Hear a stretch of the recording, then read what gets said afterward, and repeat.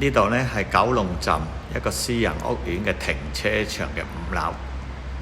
咁佢呢個呢就設計呢係一個無梁嘅樓板設計，但係呢佢又有呢個台，一嚿零舍倒闊啲嘅，四四方方係由條柱承上嚟嘅。咁樣呢個咁呢個樓板係無梁嘅佢唔會伸過去嘅。咁佢設計有咩好處呢？就方便找喉管啦，保持呢個樓底嘅高度啦。咁呢，佢有啲混合體呢係有梁嘅喎。咁點樣有梁法呢？就前面呢度佢需要有梁嘅。咁我哋行過嚟睇呢邊呢又係一個條柱，就係倒闊咗，就係上面就係有樓板嘅。呢度都係嘅。咁主要個設計呢就方便找喉管，同埋有一定嘅高度咯。好啦，嚟到呢邊呢，佢又有梁啦。咁點解佢有梁呢？呢度係有條梁嘅，佢都係倒得薄啲嘅。咁唯有呢就係因為可以有一定嘅高度啦，係咪先？而且佢條梁係好厚嘅。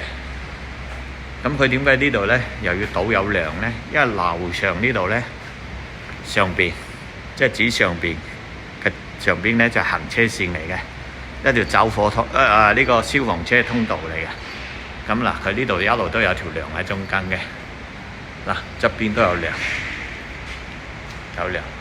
唯一係到呢個中間位呢，佢又倒少咗個缺口，就方便佢後走過去。呢度有個位。咁呢個純粹係為咗呢個樓板，只要有梁的話呢，佢就會矮咗，咁個高度又升高啲。佢就將條梁呢就倒到好闊嘅。咁當然入邊應該都好多鋼筋啊。呢度一條梁直嘅去到，跟住好近又一條梁，打橫又一條梁，嚟到呢邊。呢條梁呢又係咁樣去嘅，咁遠嘅。其實呢個停車場下邊呢度呢個設計呢就係有無梁嘅樓板設計，半梁式嘅樓板設計。呢個都算係幾經典嘅。最主要嘅原因呢，由於呢個係停車場，佢又唔想起到個樓咁高，又有好多喉管要走電線各方面嘅走位，保持有一定嘅高度。但係呢度最主要都係俾私家車啦、貨 van 啦，咁呢個高度係好足夠啦。咁點解呢橛呢？呢條路呢，就上邊，即係呢度上邊係行車線嚟㗎咁所以佢就會咁樣起得好厚嘅。嗰邊呢就冇行車線嘅。咁我淨話喺度初頭影過嚟呢，佢嗰邊呢就採用無梁式嘅設計啦。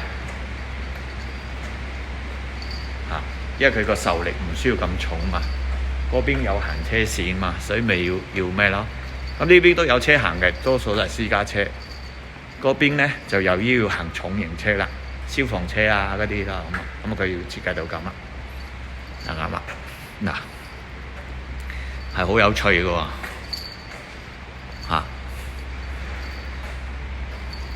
係好受力嘅地方呢，佢就有梁啦。咁冇呢，佢就喺條柱嗰度呢，整一個4方嘅大平台，咁就得啦。呢邊呢個都係喎。睇下呢邊。呢個大約有250mm 厚咯，呢條梁。我初步估計，不過我冇尺寸度，加上個樓板咁樣撐起佢。由於呢度呢係一個非常之高層嘅，所以條柱呢都係好粗嘅。有啲柱成個車位咁粗。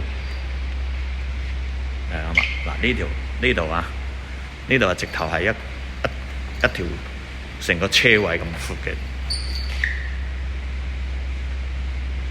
嘅柱啦。好啦，咁而家講到呢度為止啦。嗱，呢度多數私家車嘅啫，所以個樓板個負載能力又唔算好高嘅。喺嗰邊就要消防車都行到嘅，所以佢啲梁呢就會做闊佢，但係就扁咗咯。咁講到呢度為止。